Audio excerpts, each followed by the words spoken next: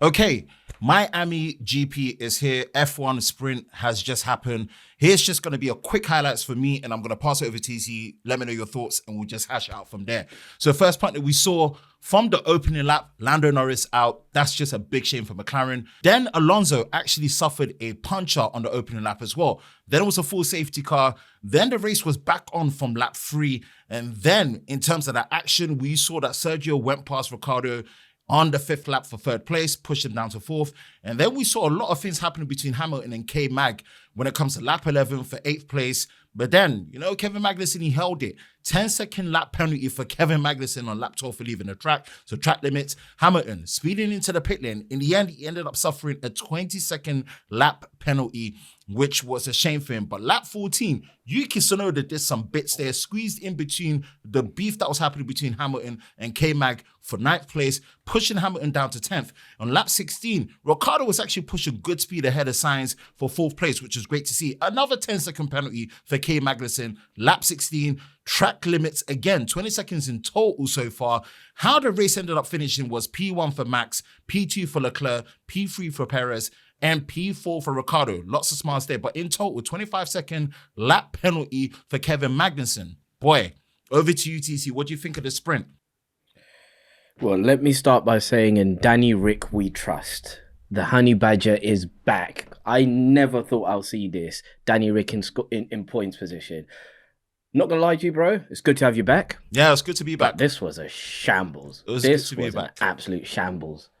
Absolute shambles. Norris being out, disappointing. Yeah. Out in opening lap. For someone that dominated the quali yesterday, it was a real shame. He's been on pole previous sprint, and we know how that went. But this one, disappointed. Alonso being Alonso, you knew he was going to slither in there and make a few odd comments. The puncture was a real shame. It kind of cost him the race. If he didn't have that puncture, he would have been in between Danny Rick and Perez. I know what this man's capable of. And the full safety car. Again, this is the second race in a week where we've had a full safety car in an opening lap. And it started, I think they're being overcautious, really, really overcautious. And Lando Norris got investigated for walking off the track, even though the car was already off the track. So he could have just walked off, gone over the barrier. Again, better than the Chinese Grand Prix. These lot cleared up the track real quick. But then again, it's peak temperature, so they're gonna want to get the race going before those tires disintegrate. Lap 3, we saw a bit of fighting, but already knew at that point what the pecking order was going to be. Checo going past Danny Rick, I think, in my opinion, was too early because he then struggled towards the end of the race. Him going against Danny Rick should have been towards the end of the race because Red Bull have the straight line speed. Danny Rick didn't have that. Danny Rick was just being a maverick and keeping people behind, and he did that really, really well. And again, these two men are fighting for a seat, so you have to kind of think, if they're fighting for a seat, who better to race than each other? So I can see why there's a bit of tension going on there. The K-Mag Hamilton stuff, do you know what? That Mercedes combined harvester is not doing it this year. They've called it tractors. I'm now calling it combined harvester because this car seems to get slower each race. Yeah. K-Mag being K-Mag. Yeah. No.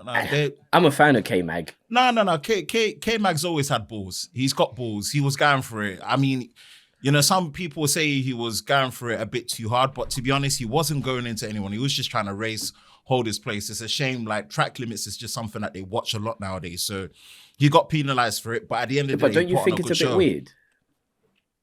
Don't you think it's a bit weird? There's a certain group of drivers being penalised all the time now. Yeah, there's lack of consistency, but it's just one of those things that, unfortunately, you got to watch out for. But I feel like he was hard done.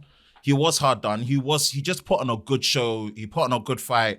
I said, between him and Hamilton, probably the most entertaining part of the race, no doubt. Loved it. And I just loved the fact that Yuki just got in there, got into the mix and made it happen. No. So, yeah, to me, it was a good sprint race. It was a bit messy. This is the first time McLaren ain't really scored points in a sprint race. So, as a McLaren fan, I'm annoyed at that. And I don't even blame Norris. He just got unlucky. And it's just one of those where decision-making with how people reacted, space given, he tried his best and he just, it just happened as such. Do you know who I haven't mentioned? Who? Woody. Woody was nowhere in any of this stuff. None I of think he was them. right at the back at one point. I mean, both Mercs, like we said, the Mercs ain't really looking good. The Mercs are not looking good, and it's just unfortunate to say it, but I don't know what they're going to be able to just pull out. But right now, they're not really in it as they should, and even in a sprint, they should have done better, man. In my opinion. So Hamilton didn't score points in the end, Nope, because of that speed. And again, he was fighting seconds. for that points position. Yeah, crazy. But again, inconsistency. It doesn't matter how quick you're going. We've seen last year 5 seconds, 10 seconds, 20 seconds a lot. He must have been going way over, but nothing's been said about it. I just think for a sprint race, bear in mind this is back-to-back sprint. This one, maybe next year they need to rethink taking this one off the calendar because it's harsher on the tires. It's got 3 DRS zones. It's harsher on the drivers, and the way they've scheduled this sprint this year isn't the same as last year. So now it's a game of chess. What you do on sprint quali on day one, you almost have to show your balls out and be like, right, we're going for it. Verstappen wasn't great yesterday. Look what happened now. Norris was brilliant yesterday, and he was out. But then again, you got, what's the time now? 6:20 UK time. Got 2 hours till qualifying for tomorrow. Are they going to fix that car in time? How much damage came of all those cars in the sprint? I'm looking forward to tomorrow now. Don't know about you. No, I'm looking forward to it. Personally, I don't like this track and Jeddah are not my favorite tracks. I just don't like them. You know, it's too caged in. I can see why. There's not enough space to work with. I don't really like tracks like this. It's a busy way to start the month. There's 3 races this month. This May just seems like there's just a lot happening. I'm still looking forward to the race, but personally, Miami's not my favorite track. I much prefer out of the American circuits. Austin, Texas is definitely my favorite. Yeah. I love that track. I think that track is on point, good open space. That uphill climb always adds another excitement to it. I'm still looking forward to it, but personally, I'm just going to put out there, it's not my favorite track. Okay, let me ask you this then. Danny Rick scoring points today. Do you think he's going to be in a point scoring position tomorrow? Because bear in mind, both RB cars scored points in this race. If his or in the sprint anyway. If his team doesn't let him down in terms of any irregular pit stops and he just doesn't get unlucky, he's going to take this momentum with him because he's needed this. So after the injury, not being able to race and all these things, with Formula One, you just need a bit of a momentum. And look, nothing against Ricciardo. Ricciardo hasn't really shown to have iron rock confidence all the way through. Some drivers, if something bad happens, they know how to dust it off and go. Ricciardo hasn't really been like that. So this is the momentum he needed to get him into that happy space of being able to just feel the car and just have that sixth sense. Because you know how these drivers are, man. These cars, you have to have a sixth sense when you're driving it. And when you're thinking too much and not just being in the moment, you're not your best. And he felt like he was at his best. Sainz was struggling to catch him. And even when he cut it down to less than half a second, he gapped it again to 0.7 of a second. So, if he can carry that, team don't let him down when it comes to pits. No crazy stuff that happens when it comes to opening laps or the race itself. No malfunctions. Boy, he's in there. Well, I'm going to put it this way. TK, who can't be here for reasons unbeknown to us this afternoon, claimed he owes us a hat eaten. He said Zhou wouldn't make it into top 10 in the last race. Zhou did it.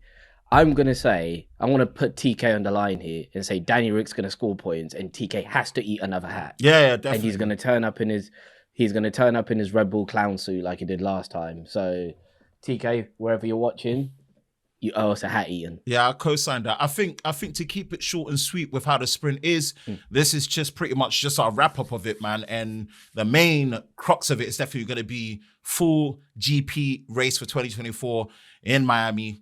The force wasn't necessarily strong with certain team members. Again, on my side when it comes to ladder Danny, though. But it was strong on someone else's. So Danny's got to take it, man. And yeah, that's pretty much us from Lover of Cars, our quick sprint recap reaction for Miami 2024, May the 4th.